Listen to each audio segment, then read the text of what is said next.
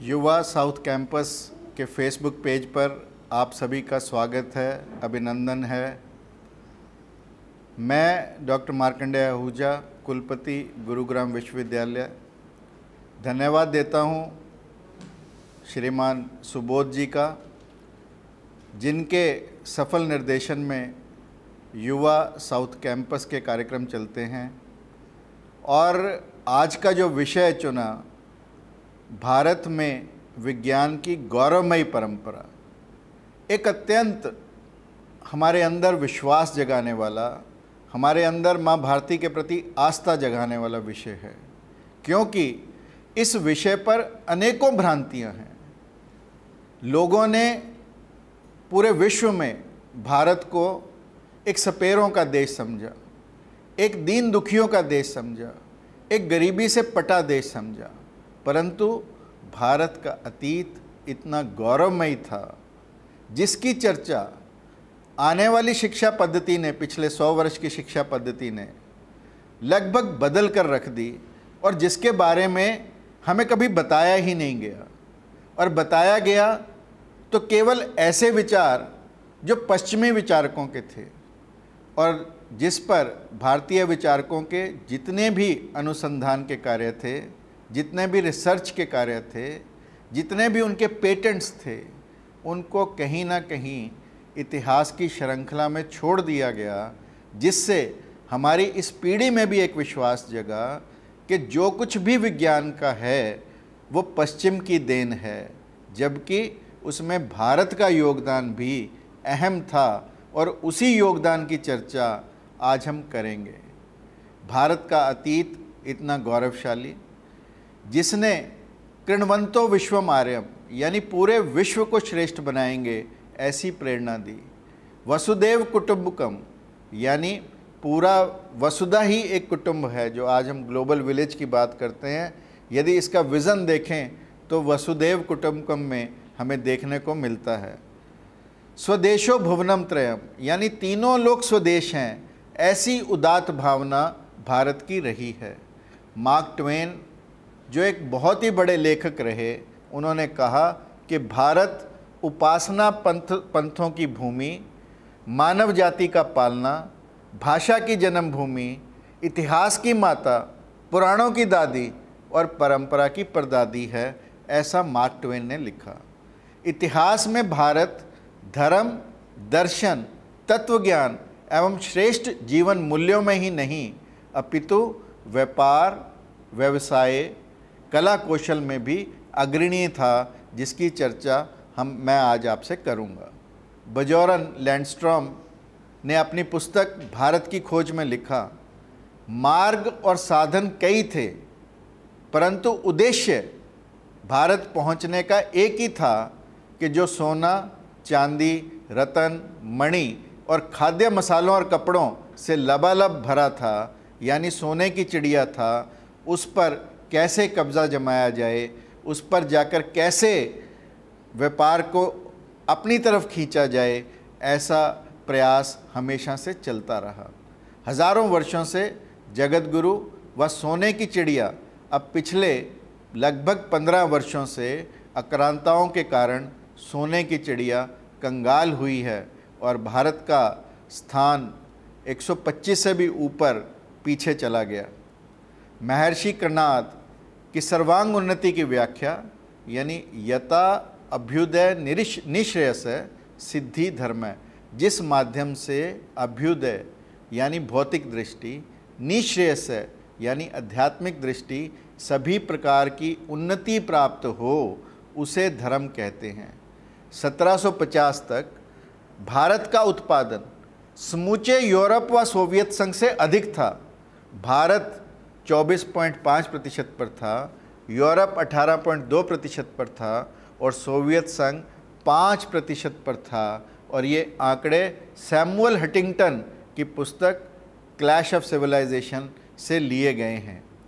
क्या आप जानते हैं, भारतीय वाङ्मय की वे कथाएं जिसमें अश्विनी कुमार, जो वैद्य होते थे, उन्होंने कटे अश्व के सिर को जोड़ा, पूषण के दांत टूटने पर नए दांत लगाए, च्यवन ऋषि की नेत्र ज्योति को लौटाया, च्यवन ऋषि के वार्धक्य को लौटाया, बधिर नारशद की श्रवण शक्ति को वापस लौटाया, दक्ष प्रजापति का कटा सिर पुनः लगाया और गणेश जी के कटे सिर पर हाथी का सिर लगाया। क्या आप जानते हैं कि जो 1792 में टीपू और मराठों के बीच युद्ध में कवास जी एक गाड़ीवान थे, वह उनके 4 सैनिकों की नाक कटी, तो पुणे के समीप एक कुम्हार के पास नाक लगवाने गए और इस विधि का इंग्लैंड के थॉमस क्रोसो और जेम्स किंडले ने पूरा विवरण अपनी पुस्तकों में दिया और विश्व भर के चिकित्सकों से उन्होंने कहा कि प्लास्टिक सर्जरी भारत की देन है, ये भारत का अतीत था। क्या आप जानते हैं कि जैसे हमें सिखाया जाता है कि वैक्सीन का इजाद डॉक्टर जैनर ने 1898 में किया, परंतु इससे पूर्व कोल्ट और अलीवर ने लिखा कि बंगाल में जो उपयोग होता था टीकाकरण, यानी चिकन पॉक्स और स्मॉल पॉक्स, इनका टीकाकरण बंगाल में बोवाइन यानी जानवरों के माध्यम से वैक्सीन बनाकर लगाई जाती थी। इसकी चर्चा an account of diseases of Bengal and Calcutta में लिखा गया। 1731 में जो वैक्सीन 1898 में हमें मिला, 1731 में ये भारत में प्लेग के दौरान प्रयोग किया जाता था। और रिप्रोडक्शन और hereditary beliefs of Hindus based on their sacred books, इसका वर्णन तो बहुत से जर्नल्स में किया गया, जिसमें एक उपनिषद का उल्लेख है जिसमें भिन्न भिन्न तरह की डाइट, भिन्न भिन्न तरह का खान पान कि कैसी संतान हो, इस पर संपूर्ण रूप से चर्चा की गई। और बाद में होने वाली रिसर्च ने भी बताया कि जो चर्चा उस समय की गई थी कि जैसे मानो 1 वेद जानने वाली संतान चाहिए, 2 वेद जानने वाली संतान चाहिए, 3 वेद जानने वाली संतान चाहिए, तो माँ क्या खाए गर्भाधान में, गर्भ अवस्था में माँ क्या खाए, कैसा उसका खान पान हो, कैसा उसका व्यवहार हो, जिससे आने वाली संतान के बारे में कुछ ना कुछ आंकलन लगाया जा सकता था, जो आज हमारी जेनेटिक इंजीनियरिंग भी हमें यही बताती है। अथर्ववेद जो चारों वेदों में सबसे कम उम्र का है, यंगेस्ट ऑफ 4 वेदास है, उसमें बीमारी और उसके इलाज के बारे में अनेकों भाष्य पढ़े हैं, जिनको पढ़कर हमें लग सकता है कि जो आज हम जिसे मॉडर्न मेडिसिन कहते हैं, उसकी नींव कहीं ना कहीं अथर्ववेद से शुरू होती है। उस समय अथर्ववेद में आयुर्वेद की 8 ब्रांचेस के बारे में लिखा गया, यानी स्पेशलाइजेशंस भी उस समय में लिखी गई। शिलाजीत जो मोहनजोदड़ो की खुदाई में मिला, उसका प्रयोग भारत में तब होता था, आज भी इसका प्रयोग होता है। यानी क्राइस्ट से 3500 वर्ष पहले की बात मैं आपसे कर रहा हूँ कि तब भी लोगों को यहाँ पर शिलाजीत के बारे में और उसकी मेडिसिनल प्रॉपर्टीज़ के बारे में पता था। ये सब बातें ये बताती हैं कि भारत में कितना विज्ञान और कितना तर्क भारत में विद्यमान था, जिसका लोगों ने ये कह दिया कि भारत में विज्ञान कभी था ही नहीं, विज्ञान केवल पश्चिम की देन है। और जब पूरा विश्व, मैं कुछ चर्चाएं करूं, कुछ उदाहरण दूं कि जब उन चीज़ों का प्रयोग करते थे तो हमारे यहाँ का, जैसा मैंने कहा, मेडिकल सिस्टम, हमारी स्वास्थ्य सेवाएं कितनी उन्नत थी, उनसे यदि कंपेयर करूं तो आपको कुछ उदाहरण देना चाहता हूं कि रोमन्स माउथ वॉश में पेशाब का प्रयोग करते थे, इजिप्शियंस अपने नौकरों के ऊपर शहद लगा देते थे ताकि मक्खियों से बचा जाए। ऐसी उनकी दृष्टि थी, ऐसी उनकी सोच थी, जो निश्चित तौर पर एक नकारात्मक सोच थी। ऐसे ही जैसे मनोरोग से पीड़ित व्यक्ति हैं तो उस समय उनको विचेस कहा जाता था, और ऐसा कहकर 6 लाख के करीब महिलाओं की हत्या कर दी गई, और ये उनका विज्ञान था। ऐसे ही पोप ग्रेगरी ने ये कहा कि डेविल के साथ बिल्लियों की पूजा की जाए, यानी शैतान, वो वहाँ पर भगवान और शैतान दोनों को मानते हैं, तो शैतान की पूजा के लिए बिल्लियों का उपयोग किया गया, जिसकी वजह से बिल्लियों की प्रजातियां तक खत्म कर दी गई, जिसकी देन पूरे विश्व को प्लेग के रूप में भुगतनी पड़ी। जैसे आजकल कोरोना कई वातावरण के, कई प्रदूषण के, कई चीज़ों के बाद बना, ऐसे ही उस समय प्लेग यानी बिल्लियों को समाप्त करने की वजह से, हम जानते हैं सब कि बिल्लियां चूहे खा जाती हैं, परंतु बिल्लियों को क्योंकि समाप्त किया गया, इसलिए चूहों की जनसंख्या बढ़ी, जिसके कारण प्लेग जैसी भयानक बीमारी का इस पूरे विश्व को सामना करना पड़ा। और आप देखो कनाडा में जो महिलाएं थीं गर्भदान के लिए ऊद बिलाव के टेस्टिकल्स का प्रयोग करती थी। ये पिछड़ापन उनकी साइंस में था। अगर आपको कहीं कट लग जाए तो फफूंदी लगी ब्रेड वो लोग लगाते थे, जबकि हमारे यहाँ कितनी चीज़ें, हल्दी उसमें इंक्लूडेड है, प्रयोग की जाती थी। दांत में दर्द हो जाए तो मरे चूहे का पेस्ट बनाकर वो लोग लगाते थे, यानी ये उनका पिछड़ापन था। आप जो पेट में से गैस निकलती है उसको जार्स में इकट्ठा करते थे, ये उनकी सोच थी। वाट्स जो कील निकल आते हैं उन पर अधमरे चूहे को वो लोग लगाते थे।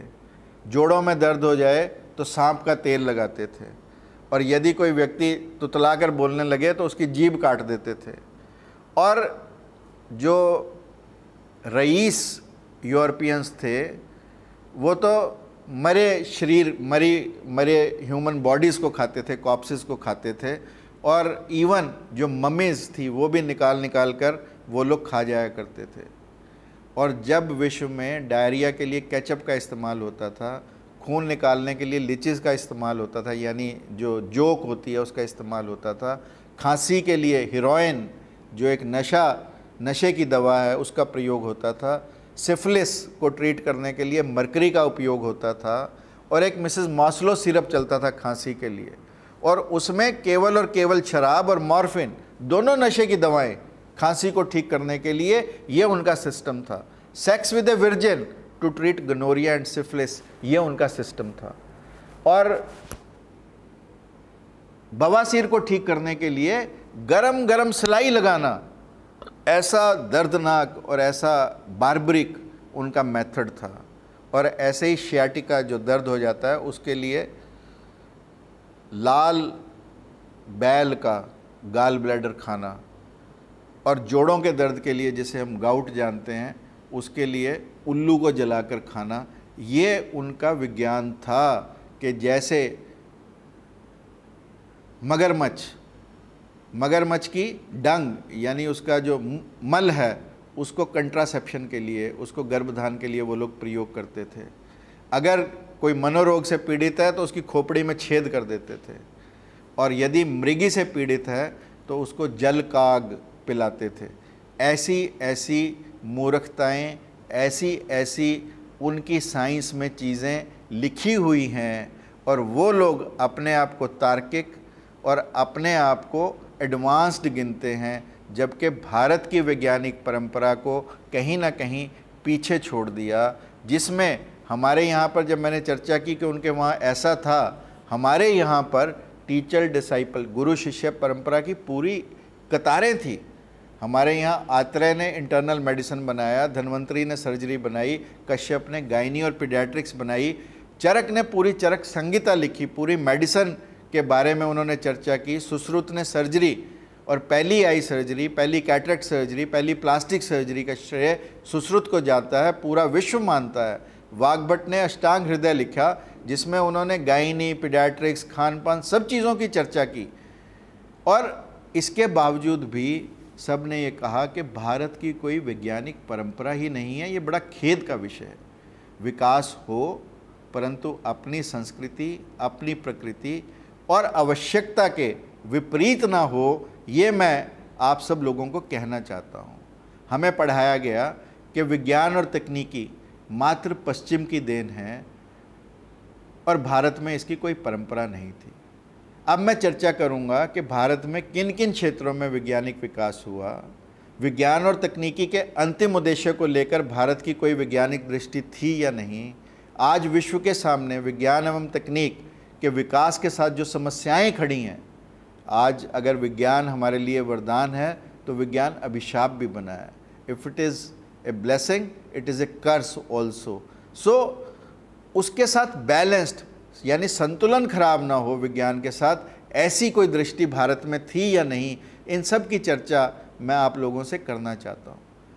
भारत सरकार के विज्ञान और प्रौद्योगिक मंत्रालय के संस्कृत भारती के राष्ट्रीय संगठन मंत्री कृष्ण शास्त्री के साथ वार्तालाप में एक बात निकल कर आई कि पाई का मान 3.1416 आर्यभट्ट ने निकाला तो सब लोग आश्चर्यचकित हुए, जबकि ये आर्यभट्ट की देन है। पुरी के पूर्व शंकराचार्य भारती कृष्णा तीर्थ की पुस्तक वैदिक मैथमेटिक्स, जिसे अब लोग अपना रहे हैं, जब Tata institute for fundamental research ने अपनाया तो उन्होंने तो नकारा, परंतु जब इंग्लैंड के गणितज्ञ निकोलस ने कहा कि ये तो मैजिक है, तो सब लोग जागे उस वैदिक मैथमेटिक्स की तरफ। डॉक्टर मुरली मनोहर जोशी ने जब पार्लियामेंट में ये कहा कि पाइथागोरस थ्योरम की जगह बोधायन ने हल किया था, तो सब लोग आश्चर्यचकित रह गए, जबकि पाइथागोरस से बहुत पहले बोधायन ने वो प्रमेय हमारे यहाँ पर लिखा हुआ है। और इस विस्मृति का कारण ये जो सब चीज़ें हम भूले, जिनकी चर्चा मैं आपसे कर रहा हूँ, लॉर्ड मैकाले की 1835 की शिक्षा नीति, जिसको पिछले 150 सालों में बदलने का हमने कोई प्रयास नहीं किया। जो पाठ्यक्रम बना, जो पुस्तकें बनी, भारत का विज्ञान के क्षेत्र में योगदान लिखा ही नहीं, विकास की दृष्टि से ये लिखा और पढ़ाया कि सब कुछ यूरोप का है। अतः स्वाभिमान के स्थान पर हमारे अंदर जो दास्ता और अनुकरण की मनोवृत्ति थी, उसने जन्म लिया और इस कारण हम पिछड़ते चले गए।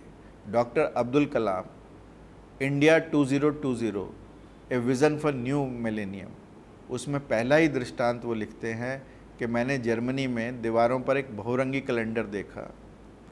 वो छपा जर्मनी में था, परंतु उसके चित्र भारतीय दूर संवेदी उपग्रह द्वारा लिए गए थे। ये बात किसी ने चर्चा नहीं की, सब ने ये माना कि जर्मनी का बना है। दूसरा अनुभव, डॉक्टर अब्दुल कलाम लिखते हैं कि जब वो वुलीच में रोटुंडा संग्रहालय में गए, म्यूज़ियम में गए, तो वहाँ पर श्री रंगापट्टनम में अंग्रेज़ों के साथ युद्ध में प्रयुक्त रॉकेट उन्होंने देखे और वहाँ पर लिखा था कि विश्व में रॉकेट का प्रथम प्रयोग इस युद्ध में हुआ। और ये ज्ञान फ्रेंच ने टीपू को दिया था, परंतु वो लोग तो उनको याद करते हैं, परंतु ये हमारे यहाँ डेवलप हुआ, इसको कोई याद नहीं करता। और अनेकों ऐसे उदाहरण हैं जिनकी चर्चा मैं आप लोगों से करना चाहता हूँ।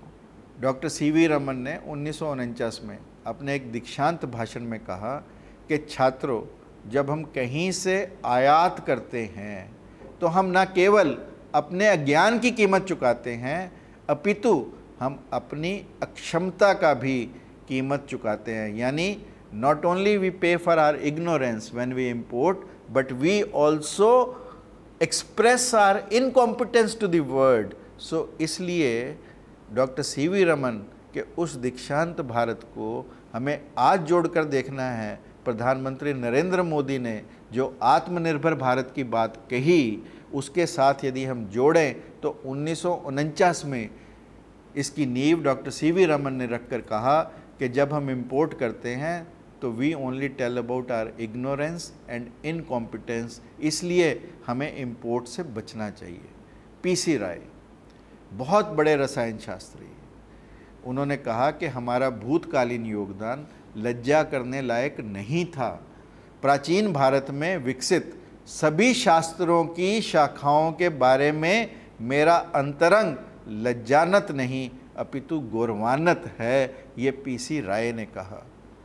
हमारी एक धारणा बनी कि पश्चिम का व्यक्ति बुद्धिवादी, तर्कशील, प्रयोगशील है, परंतु भारत का व्यक्ति ग्रंथ को ही प्रमाण, अंध श्रद्धालु है, प्रयोग से दूर भागने वाला होता है, ऐसी हमारी धारणा बना दी गई।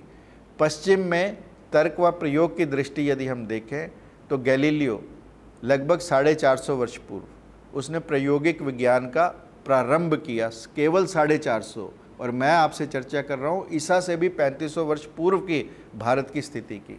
उससे पहले अरस्तु को प्रमाण माना जाता था और लोग चर्चा करते थे घोड़े के दांत कितने हैं। तो किसी ने घोड़े को लाकर दिखाया, खड़ा कर दिया और कहा कि गिन लो। यह उनकी तार्किक दृष्टि थी। जब गैलीलियो ने प्रमाणित किया तो कहा गया कि यह काला जादू जानता है। यानी जब किसी ने तर्क देने का प्रयास वहाँ पर किया तो उसके साथ भी उन्होंने वही खेल खेला जो भारतीयों के साथ खेला गया। अंग्रेज़ों की बुद्धिमत्ता देखो, जब हिंदुस्तान आए तब तक उन्होंने रुई नहीं देखी थी। कपास का पेड़ देखा, निकली रुई, फिर रुई से धागा, धागे से कपड़ा, ये सब उनके लिए नया था। और उन्होंने कहा कि हिंदुस्तानी चालाक बहुत हैं। कैसे चालाक हैं कि जो भेड़ पर होना चाहिए था वो पेड़ पर है। ये उनकी दृष्टि थी। यानी जब स्वयं नहीं देखा तो दूसरे को उसको काला जादू कह दो, चालाकी कह दो, जादू टोना कह दो, कुछ भी कह दो। कहना बहुत आसान है जब हम किसी दूसरे की बात को मानना नहीं चाहते। पिछले 150 वर्षों में यूरोप में तकनीकी उन्नति हुई है, परंतु उससे पूर्व का समाज क्या था? उसमें अंधश्रद्धाएँ हावी थी या तर्क हावी था। बाइबल या चर्च के विरुद्ध कुछ कहा तो इसका अवलोकन करें तो यूरोप की मानसिकता के बारे में हम जानेंगे। पहला इंस्टांस, पहला चित्रपट आप देखें।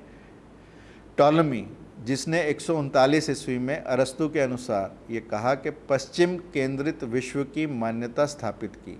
इन मान्यताओं का चर्च का संरक्षण मिला पोलैंड में जन्मे जब कोपरनिकस ने 1543 में सूर्य केंद्रित विश्व की मान्यता स्थापित की तो पुस्तक छपने से पूर्व कोपरनिकस का देहांत हो गया, परंतु उस पुस्तक को प्रतिबंधित किया गया जिसमें उसने पृथ्वी केंद्रित विश्व की बजाय सूर्य केंद्रित विश्व की बात की थी। गैलीलियो ने दूरबीन का आविष्कार किया। उसने कोपरनिकस के सिद्धांत को सही कहा। इस पर चर्च ने दूरबीन का प्रयोग ही प्रतिबंधित कर दिया। उसे धर्म विरुद्ध माना, गैलीलियो से माफ़ी मंगवाई। और जब 80 साल का गैलीलियो माफ़ी मांग रहा है घुटनों के बल बैठकर, तो उसने कहा कि मेरे माफ़ी मांगने से सत्य तब्दील होने वाला नहीं है। यदि पृथ्वी सूर्य के चक्कर लगाती है तो पृथ्वी सूर्य के चक्कर लगाती रहेगी। परंतु गैलीलियो के साथ जो व्यवहार किया गया, जब उसने तर्क संगत बात की, चर्च के विरुद्ध बात की, तो ये पूरा विश्व जानता है और उसमें पूरी उम्र बाद में उसे नज़रबंदी की हालात में जीना पड़ा। तीसरा देखें, 1547 में डेनमार्क के टाइको ब्रूनो ने कोपरनिकस के सिद्धांत का समर्थन किया। ब्रूनो गणित और धातुशास्त्र का मर्मज्ञ था। उसने 700 तारों का बिना दूरबीन उसने पहचाना। ये ब्रूनो, विश्व में पृथ्वी जैसे अनेक जगत हैं, इसकी चर्चा ब्रूनो ने की। पर चर्च और पोप क्रोधित हुए, 8 साल जेल में रखा और सन 1600 में उसे जिंदा जलाया गया। परंतु उसने अपने सिद्धांतों के साथ समझौता नहीं किया, चर्च से माफ़ी नहीं मांगी। ये वहाँ पर दृष्टि थी तर्क के प्रति। और ब्रूनो के सहयोगी जर्मनी के जॉन केपलर, जो 1571 में जन्मा, केपलर ने ग्रहों की स्थिति व गति के नियम खोजे, उनकी कक्षाओं के नक्शे तैयार किए।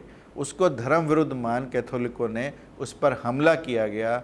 वह भागता रहा और अंततः गरीब व बीमारी की अवस्था में सड़क किनारे दुखद मृत्यु इस व्यक्ति की होती है। तो मैं उन साइंटिस्ट गैलीलियो, ब्रूनो, कोपरनिकस की चर्चा कर रहा हूँ जिनके साथ कितना अत्याचार, कितना अनाचार, कितना दुराचार किया गया जब उन्होंने तर्क की बात कही। और जब भारत में किसी ने तर्क की बात की तो भारत में क्या हुआ उसकी चर्चा मैं आप लोगों से करता हूँ। भारत में विद्या के प्रति स्वतंत्रता हमेशा बनी रही। भौतिकवादी चारकों ने कहा त्रयो वेदस्य कर्तारः भंड धूर्त निशाचरः, तीनों वेदों को बनाने वाले पाखंडी धूर्त निशाचर हैं। ऐसे विकृत वाक्य देने पर भी वह हमारे एक दर्शनकारों में से हैं, इस बात को हमें भूलना नहीं चाहिए। मुंडक उपनिषद का एक वर्णन है कि शौनक ऋषि का महर्षि अंगीरा से प्रश्न, किस तत्व को जानने से सब कुछ जान लिया जाता है? तो महर्षि अंगीरा ने 2 विद्याएं बताई, एक पराविद्या जिससे परम तत्व का ज्ञान होता है, एक अपरा विद्या जिससे लौकिक व परालौकिक सुख की प्राप्ति होती है। वेद वेदांग को अपरा कहा, परंतु समाज ने उनकी पूजा अर्चना की। ये भारत की सहिष्णुता, ये भारत की टॉलरेंस तर्क के प्रति थी। यानी धर्म विरुद्ध होने पर भी यदि किसी ने तर्क देकर कोई बात समझाने का प्रयास किया तो भारत के अंदर इतनी हिम्मत थी, इतना धैर्य था, इतनी सहनशीलता थी, इतनी टॉलरेंस थी कि हमने तर्क देने वालों को भी पूजा की। भारत में विज्ञान की गौरवमयी परंपरा की चर्चा जब ज़ीरो दिया मेरे भारत ने, यानी द आइडिया ऑफ ज़ीरो, ये आर्यभट्ट ने दिया, तब दुनिया को गिनती आई। डेसिमल सिस्टम, ये भारत की देन है। यदि दशमलव ना देता भारत तो तारों को गिनना असंभव होता। तो ये जो दशमलव है ये भारत ने दिया, और उसके बाद मैथमेटिक्स की प्रैक्टिकल एप्लीकेशंस शुरू हुई। यानी ज़ीरो और दशमलव ये दोनों भारत की देन है। न्यूमरल नोटेशंस के 1 से 9 तक चिन्ह बनाकर कैसे लिखा जाए, ये भारतीयों ने अरबों को दिया। अरबों से आगे उसको अरब न्यूमेरिक मानकर पूरे यूरोप ने उन निशानों को माना। फिबोनाची नंबर्स, ये भी भारत की देन है। बाइनरी नंबर्स, जिनके बेसिस पर आज कंप्यूटर साइंस में बाइट्स, गीगाबाइट्स की चर्चा होती है, इसको भी भारत के वैदिक स्कॉलर पिंगला ने दिया। इसी तरह एल्गोरिदम्स का चक्रवाला मेथड्स, ये भारत ने दिया। ये भारत के जयदेव थे जिन्होंने इसको दिया। रूलर मेजरमेंट्स, जो हम फुटा लगाते हैं, जो हम स्केल लगाते हैं, इसका जो उदाहरण है मोहनजोदड़ो की खुदाई में हमें मिला, पत्थर के रूलर्स जिनकी चर्चा, और जहाँ से इसका मतलब भारत में तब भी हम स्केल से मापना, पैमाइश के तरीके तब भी भारत में थे, ऐसा जान पड़ता है। एटम की थ्योरी हम लोग कहते हैं डाल्टन ने दी, पर महर्षि कणाद ने बरसों पहले अणु परमाणु की चर्चा की, और उन्होंने तो यहाँ तक कहा कि जब एटम्स को, जब सेम सब्सटेंस को कंबाइन करा जाता है with each other in a specific and synchronised manner to produce द्विअणुक यानी 2 अणु डायटॉमिक मॉलिक्यूल्स, और त्रिअणुक यानी ट्राई एटॉमिक मॉलिक्यूल, इसकी भी चर्चा कणाद ने अपने वैशेषिक में, महर्षि कणाद ने की। इसी तरह हीलियोसेंट्रिक थ्योरी कि पृथ्वी अपने एक्सिस पर भी घूमती है और पृथ्वी सूर्य के भी चक्कर लगाती है, इसकी चर्चा भारत में सबसे पहले आर्यभट्ट ने की, और यह हीलियोसेंट्रिक थ्योरी का जन्मदाता भारत ही है। और यदि मेटलर्जी की बातें मैं करूं तो मेटलर्जी में वुड स्टील आज भी राजस्थान में, जहां Hindustan zinc limited company Zawar में लगी हुई है, ये सारी शुरुआत जिंक की स्मेल्टिंग और स्टील की मैन्युफैक्चरिंग ये भारत ने शुरू की, जिसके स्तंभ तब से अब तक बने हुए हैं। सीमलेस मेटल ग्लोब्स, कोई भी ग्लोब बिना जोड़ के नहीं बनता, पर बिना सीम का ग्लोब बनाना ये भारत ने दुनिया को सिखाया। प्लास्टिक सर्जरी, जैसे मैंने कहा कि टीपू सुल्तान और अंग्रेज़ों के लड़ाई के बाद वहाँ पर एक कुम्हार ने प्लास्टिक से, उनकी मिट्टी से नाक को जो बदला, इसी तरह से सुश्रुत ने भारत में प्लास्टिक सर्जरी की शुरुआत सबसे पहले सुश्रुत ने की। भारत में मोतियाबिंद की सर्जरी, कैटरेक्ट की सर्जरी, काउचिंग, पूरा विश्व मानता है कि वो सुश्रुत की देन है। यानी महर्षि सुश्रुत ने मोतियाबिंद की सर्जरी आज से 5000 साल पहले पूरी दुनिया को दी, प्लास्टिक सर्जरी पूरी दुनिया को दी, ये भारत की देन है। आयरन केस्ड रॉकेट्स जो टीपू सुल्तान के समय में युद्ध में प्रयोग में लाए गए, ये भारत की देन है। इसी तरीके से आयुर्वेदा बनकर आया तो हमने अपनाया, परंतु हमें सबको गर्व होना चाहिए कि आयुर्वेद पूरे विश्व को, योग और आयुर्वेद भारत की देन है। आप सोचें, पुष्पक विमान रामायण में हमें पढ़ने को मिलता है। पुष्पक विमान में हमेशा आप कितने ही लोग बिठा लो वो विस्तारित हो सकता था। आप कितने कम लोग बिठा लो वो संकुचित हो सकता था। और महर्षि भारद्वाज ने ऐसे विमानों की चर्चा अपने विमान शास्त्र में लिखी है, और ऐसे ऐसे विमानों की चर्चा की है जो अभी तक साइंस वहाँ तक पहुँच भी नहीं पाई। और पुष्पक विमान के बारे में कहते हैं कि एक सीट हमेशा खाली रहती थी, चाहे आप कितने ही लोग बिठा लो, हज़ारों लोग बिठाने के बाद भी एक सीट उसमें खाली रहती थी। ऐसा पुष्पक विमान के बारे में बताते हैं कि वो विस्तारित हो सकता था। लक्ष्मण रेखा, ऐसी माइनिंग जो एक तरफा थी। आज माइन के ऊपर चाहे आप राइट से निकालो, लेफ्ट से, आगे से, पीछे से, कहीं से निकालो, वो फटेगा ही फटेगा। परंतु लक्ष्मण रेखा एक ऐसी माइनिंग की रेखा थी जिसमें से व्यक्ति सीधे पांव तो आ सकता है, परंतु दूसरी तरफ अगर जाना चाहे तो वो नहीं जा सकता।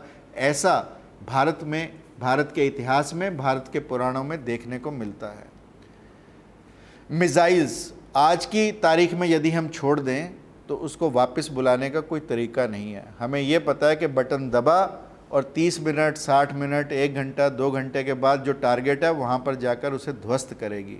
परंतु अर्जुन ऐसे ब्रह्मास्त्र थे उसके पास, वो छोड़ने के बाद भी वापस बुला सकता था। ये भारत का विज्ञान था। और भारत के संगीत में इतनी शक्ति थी कि मेघ बरस सकते थे, दिए जल सकते थे। ऐसी शक्तियाँ, ध्वनि शास्त्र को जानने की प्रक्रिया भारत में थी। भारत में एक विशाल और गौरवमयी वैज्ञानिक परंपरा थी। भारत में पूरी तार्किक दृष्टि थी। तर्क के आधार पर अनेकों विद्वानों ने भारत में विज्ञान की परंपरा को आगे बढ़ाया। आप माने गीता में भी 7वां अध्याय ज्ञान विज्ञान योग है, यानी वैज्ञानिक दृष्टि भारत में गीता, रामायण और वेदों के समय से थी। भारत का इतिहास गौरवमयी था, भारत की वैज्ञानिक परंपरा गौरवमयी है। भारत में वैज्ञानिक दृष्टि पूरी तरह से थी और भारत में तर्क के प्रति सम्मान था। ये भारत की परंपरा थी। भारत सहिष्णु था, भारत टॉलरेंट था, भारत ने कभी तर्क का विरोध नहीं किया। ऐसी गौरवमयी परंपरा को नमन करता हूँ, अपनी वाणी को विराम कर देता हूँ। और आप सब ने मुझे ध्यान से सुना, आप सब ने बड़े मान सम्मान से मुझे सुना। आप सबका बहुत बहुत धन्यवाद। ओम शांति शांति शांति।